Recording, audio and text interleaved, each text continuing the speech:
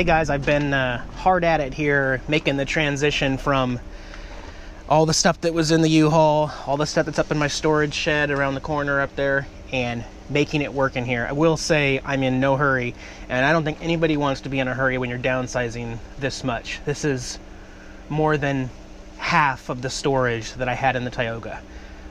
But it's a great thing. It's amazing. I've already making one trip to the dump, and I have all that over there that's all dump.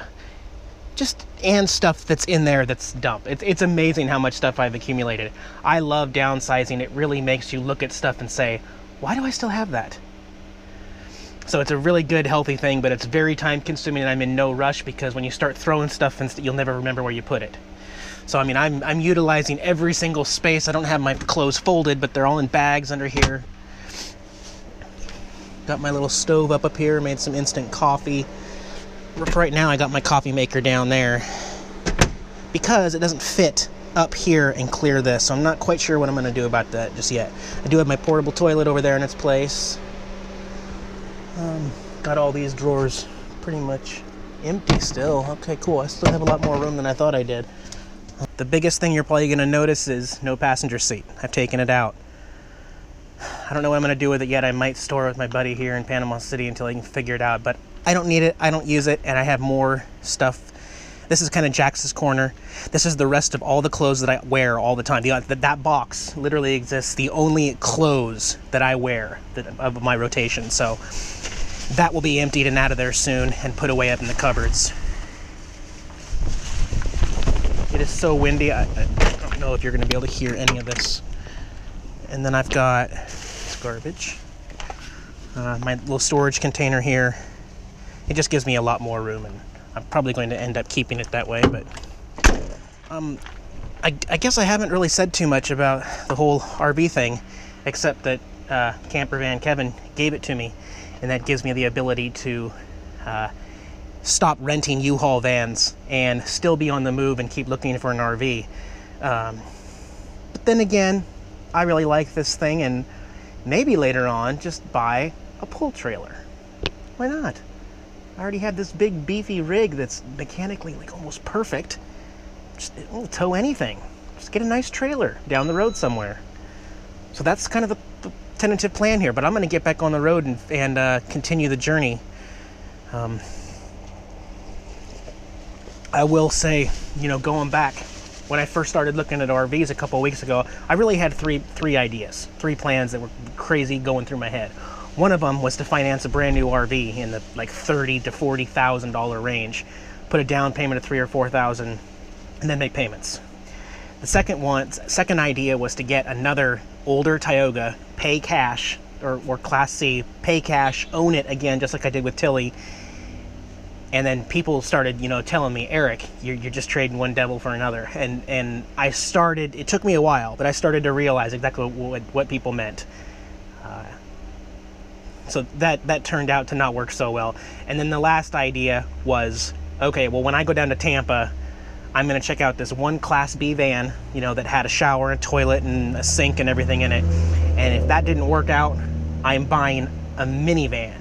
I swear I was going to buy a minivan and move into the back of a minivan with Jack's Lawler stuff and then get back on the road and figure out from there. So when this opportunity came up with Kevin up in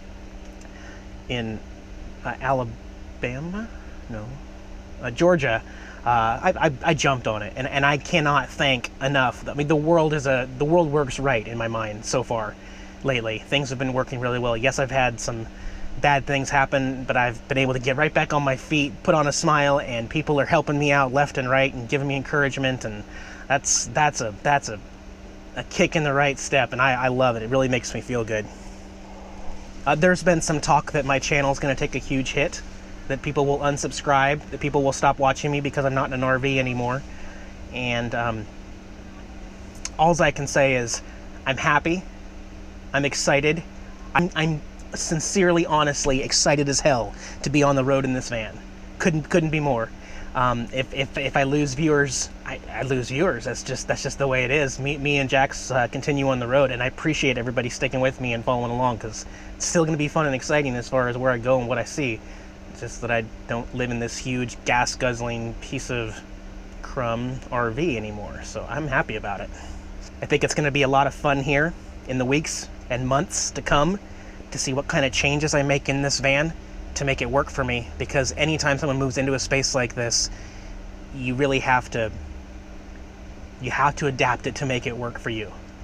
You know, I don't know anybody else who would pull out the passenger seat for their cat. So it'll be exciting to see what other kind of changes I make to make this more functional on the road, especially when I put on the solar. I went and bought my first generator. No, I did not buy the Honda 2000 EU.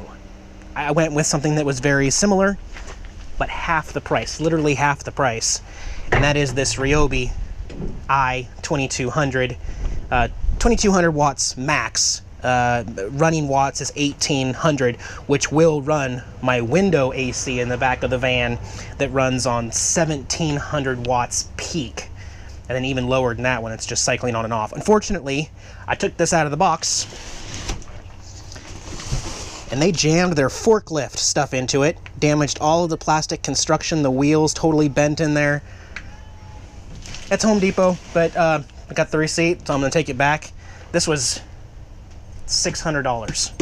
$600. I didn't even put gas or oil in it yet. Just open it up and saw the damage. So I'm gonna go return that, make a dump run, get a new one, and then that's gonna be put on the back here. I've got my gas can already here.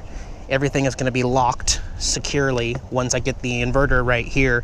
I'm gonna cover it because I don't want it to get wet, and you know, maybe in the end I'll end up getting like a black tarp, something that's a little more stealthy than that blue.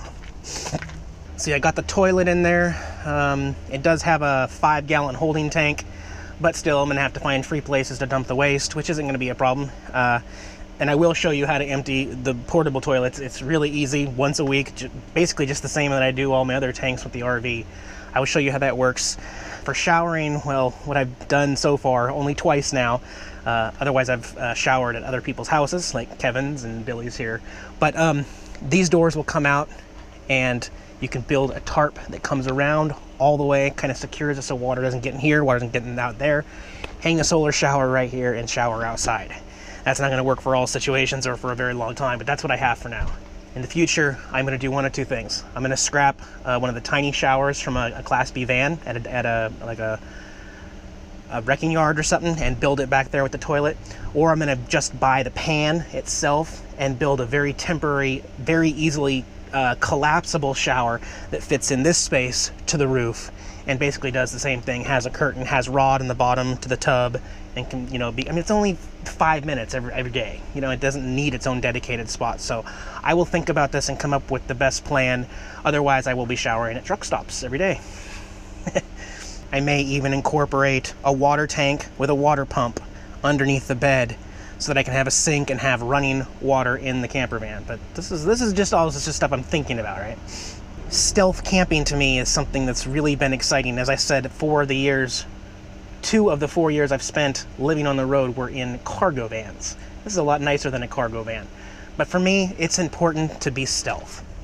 I don't want all this extra junk. I don't want stuff scattered up on top. You know, people like to tow the utility trailers on the back and then put stuff on that, and I'm trying to keep it as nice and clean on the outside as possible so that people don't look at it and automatically say someone's living in it. It's okay if they figure it out, but I don't want to just every single driver that looks at it, oh, he's living in it. But like I said, I do still have a lot of work to do here. I probably won't be leaving Panama City for at least another week, so if you're in town and you want to say hi, you should definitely let me know, because I'm going to start heading back on the road after I get everything secured here and figured out. I do want to install the new batteries and the generator and get at least one solar panel up on the roof so that I'm at least functional on the road, and then I can work on it and fix it as I go. Pretty much. Anything else I was going to say? No? I just have Jax in the van right now. Otherwise, him and I have been spending a lot of time together. He is such a cuddle bug. Oh, meow, meow, meow. You should come tell me about it. Yeah, you should come tell me about it. Hi, buddy. I didn't like having him in that animal daycare, pet daycare place, but, you know, it's the only way it would have worked, so he's happy now, right? Okay, okay. All right, y'all have a good one. Talk to you later. Hey guys, Jack's here, along with his human servant Eric. Thanks for watching our RV channel. If you liked the video, give me a thumbs up below. Don't forget to watch all of our other videos. We got some great material out there. Subscribe to our channel so you can get the latest updates here on the road. Can you say hi? Talk to you guys later.